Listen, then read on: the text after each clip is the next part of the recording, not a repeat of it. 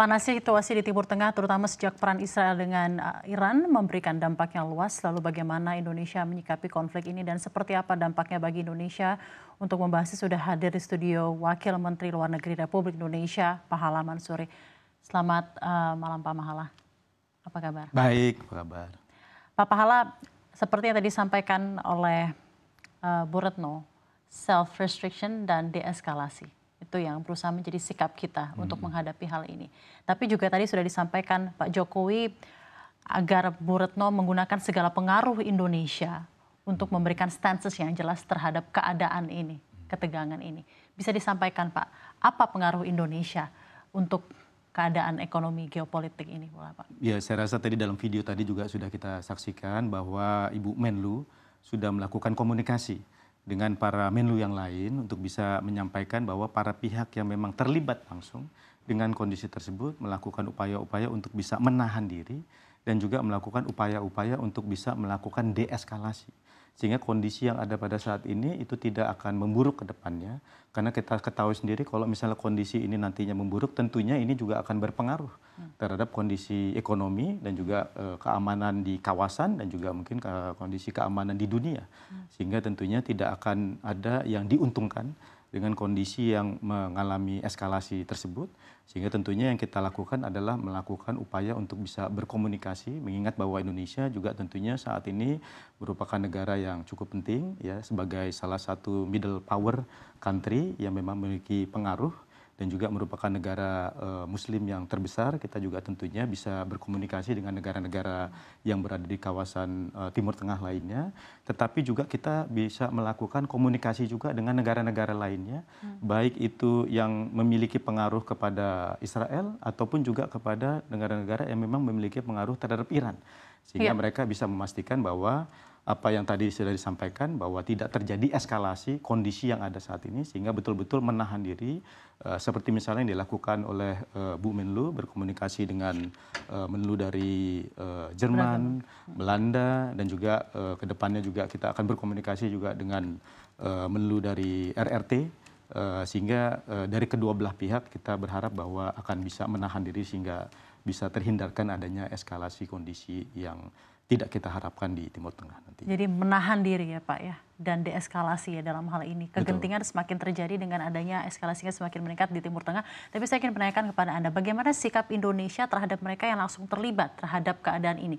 Bagaimana sikap Indonesia terhadap Israel? Bagaimana sikap Indonesia terhadap Iran?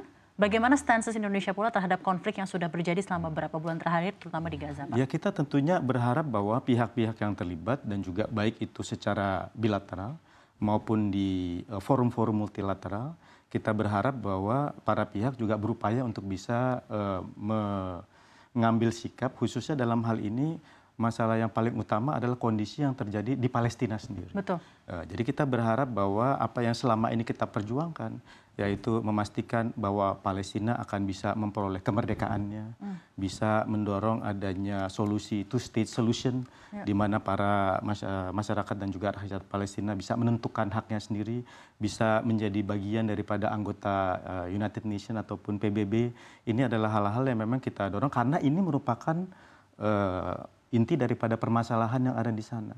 Kalau misalnya ini memang bisa dipastikan untuk bisa diselesaikan, maka kita berharap bahwa akan terdapat solusi jangka panjang yang bisa diselesaikan juga di sana. Dan ini yang selalu kita perjuangkan untuk bisa memastikan bahwa two-state solution yang sesuai dengan standar-standar praktis internasional, ini betul-betul kita bisa peroleh dan juga Palestina bisa memperoleh kemerdekaannya dan juga kita bisa memastikan bahwa Palestina juga akan bisa memperoleh keanggotaan di PBB.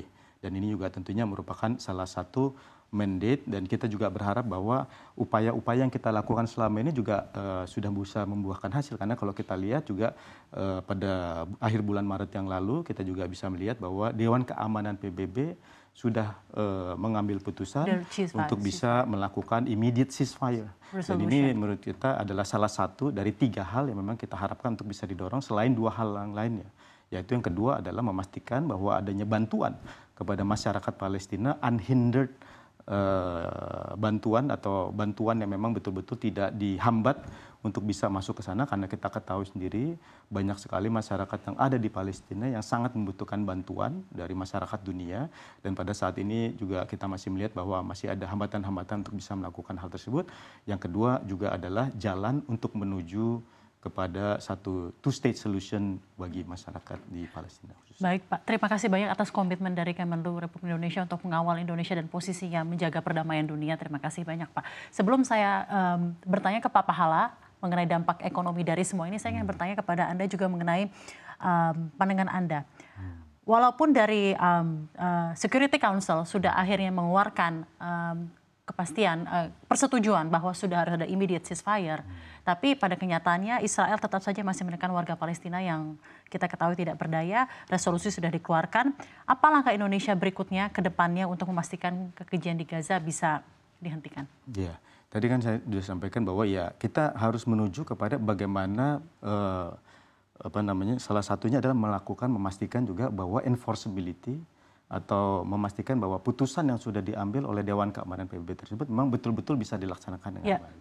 Nah, juga tentunya persyaratan-persyaratan dan juga jalan menuju sana itu bisa dilaksanakan dengan sebaik-baiknya. Nah, itu juga yang kita upayakan untuk bisa terjadi, dan ini juga memang kita lakukan baik itu melalui diplomasi yang dilakukan melalui PBB ataupun juga melalui diplomasi secara bilateral melalui negara-negara lainnya, dan juga kita berharap bahwa melalui komunikasi yang kita lakukan dengan negara-negara lain yang memang memiliki pengaruh. Betul. Baik itu kepada negara di Israel misalnya, ataupun juga organisasi-organisasi lainnya untuk bisa memastikan bahwa apa yang sudah diputuskan di Dewan Keamanan PBB ini betul-betul bisa dilaksanakan dengan sebaik-baiknya. Jadi enforceability dan tentunya bagaimana ini mengawal apa yang sudah diputuskan ini benar-benar bisa berjalan dengan baik ya Pak. Betul. Ya, dengan komunikasi yang baik kepada semua pihak.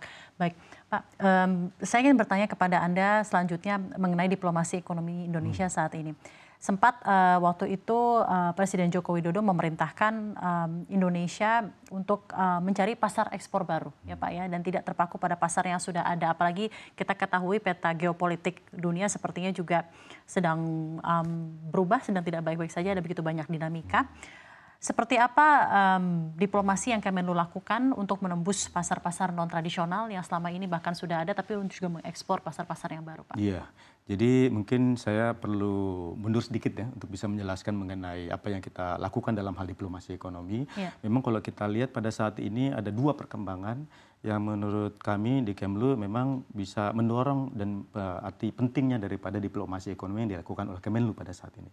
Yang pertama tentunya tadi Anda sudah menyampaikan bahwa kondisi daripada geopolitik dan juga geoekonomi yang intensitasnya pada saat ini sedang meningkat.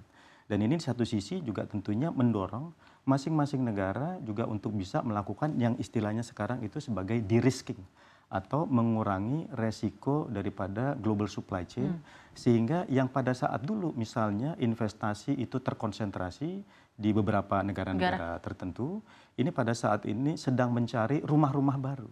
Atau pada saat yang sama juga negara-negara sedang mencari upaya untuk bisa mencari pengganti dari produksi yang selama ini dilakukan terkonsentrasi di beberapa negara saja. Melihat bahwa kondisi geopolitik yang semakin memanas, tentunya mereka melihat bahwa kalau misalnya sentral daripada pabrik dunia itu terkonsentrasi di satu negara, tentunya ini akan memiliki risiko yang tinggi.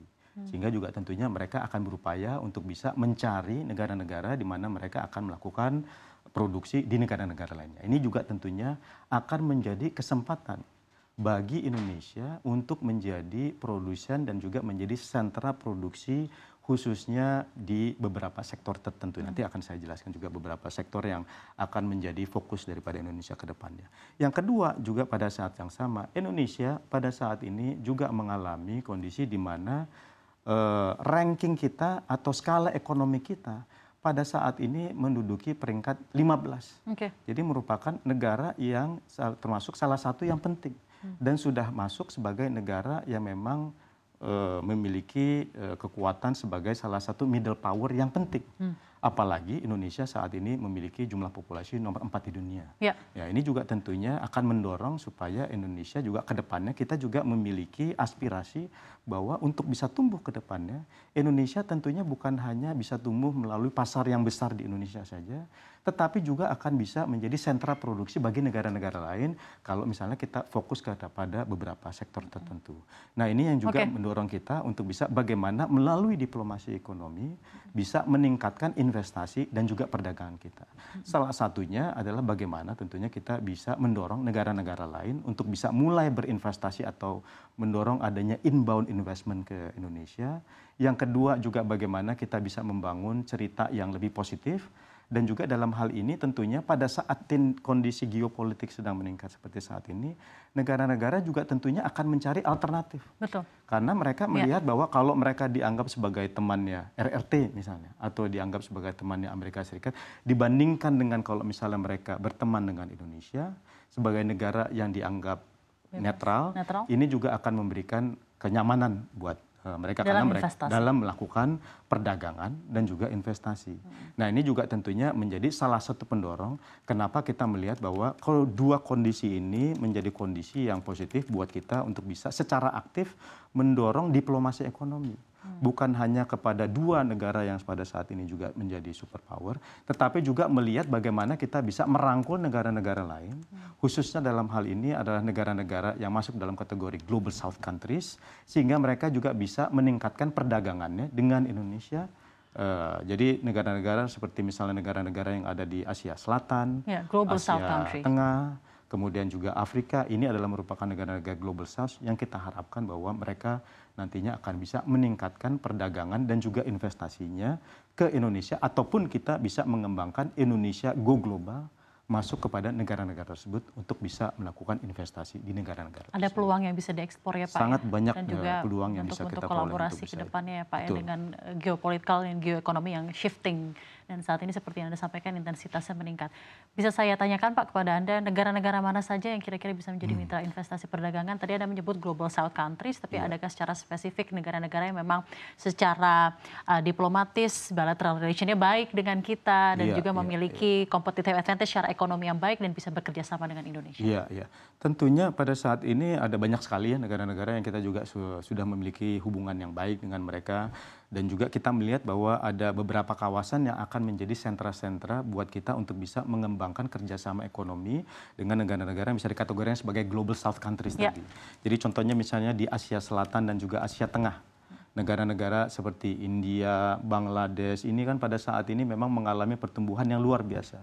Mereka juga memiliki jumlah penduduk yang luar biasa. Total daripada penduduk di Asia Selatan seperti misalnya Bangladesh dan juga India saja pada saat ini sudah bisa mencapai mendekati 2 billion populasi di sana. Belum juga pertumbuhan ekonomi yang juga bisa dikatakan lebih tinggi dari rata-rata negara ataupun rata-rata pertumbuhan dunia lainnya. Kemudian juga di Asia Selatan misalnya, yang memang juga memiliki bukan hanya jumlah penduduk, tetapi juga mereka memiliki kekayaan alam yang luar biasa. Ini juga akan menjadi salah satu yang memang kita perlu lakukan pertumbuhan juga, bagaimana Indonesia bukan hanya kita tumbuh melalui perdagangan, tetapi juga melihat kesempatan bagaimana Indonesia bisa memperoleh resources atau sumber daya yang memang dibutuhkan pada saat Indonesia tumbuh ke depannya. Jadi seperti misalnya migas atau ketahanan energi, ketahanan pangan, dan juga ketahanan di bidang critical mineral lainnya atau mineral kritis lainnya, juga merupakan hal-hal yang memang kita akan dorong ke depannya untuk bisa Indonesia memiliki hubungan dengan negara-negara lain. Afrika misalnya. Kita juga melihat bahwa di Afrika Timur ada negara-negara seperti misalnya Nigeria, kemudian juga di Afrika Timur seperti negara-negara seperti Kenya, Tanzania, Mozambik dengan total rata-rata populasi di atas 40 juta misalnya, ataupun di Afrika Utara seperti misalnya Algeria dan Maroko. Kemudian juga di Afrika Barat seperti misalnya Nigeria yang pada saat ini sudah memiliki populasi di atas 210 juta populasi. Tentunya mereka merupakan negara-negara yang sangat potensial untuk bisa Indonesia mengembangkan hubungan dagang bagi produk yang memang kita ingin ekspor ke mereka. Tetapi Afrika juga sama seperti negara-negara Asia Tengah yang tadi kami sudah sampaikan, juga memiliki kekayaan sumber daya alam. Dan kita juga selain daripada kita ingin mengembangkan ekspor ke negara-negara tersebut, kita juga ingin bagaimana Indonesia bisa melakukan outbound investment ke negara-negara tersebut, dan Indonesia sebetulnya juga sangat berpotensi karena tadi kan sesama negara Global South, dan apalagi kita kenal sendiri bahwa di Afrika ada konferensi Asia Afrika di tahun 55 yang lalu, di mana pada waktu itu negara-negara Afrika memang memiliki tingkat hubungan yang sangat baik dengan Indonesia, mengingat bahwa pada masa yang lalu memang Indonesia memiliki peran dalam hal mereka memperoleh kemerdekaan pada waktu itu. Dan ini juga tentunya merupakan satu hal yang bisa kita leverage ke depannya. Bagaimana Indonesia bisa menjadi mitra pembangunan bagi negara-negara tersebut untuk bisa, karena kita merupakan negara-negara yang like-minded countries. Negara-negara yang tentunya memiliki kepentingan bagaimana negara-negara berkembang ini bisa mengupayakan untuk bisa melakukan downstreaming misalnya. Mengembangkan hilirisasi dari kekayaan alam yang dimiliki sehingga kita bisa meningkatkan yang istilahnya pada saat ini the right to develop atau memiliki hak untuk bisa menikmati pembangunan yang ada. Karena pada saat ini kan juga dengan kekayaan alam dimiliki bagaimana ini betul-betul bisa dioptimalkan. Begitu juga dengan kawasan lain seperti misalnya di Timur Tengah. Juga merupakan kawasan yang juga berpotensi untuk bisa bukan hanya kita bisa meningkatkan hubungan dagang dengan negara-negara tersebut, seperti misalnya dengan Saudi Arabia, Uni Arab Emirates, karena bisa menjadi pintu-pintu untuk bisa meningkatkan perdagangan ke Timur Tengah, tetapi juga bisa mengundang negara-negara tersebut mendatangkan permodalan dan juga teknologi, khususnya di beberapa sektor tertentu, seperti misalnya di sektor energi. Mengingat bahwa negara-negara Timur Tengah misalnya mereka memang memiliki kemampuan teknologi yang cukup tinggi di bidang energi, tetapi juga bisa mendatangkan permodalan juga, sehingga bisa mengundang inbound investor. Jadi kerjasama antara Global South country ini bisa dua hal, bisa untuk perdagangan dan investment pun bisa outbound investment dan juga inbound investment.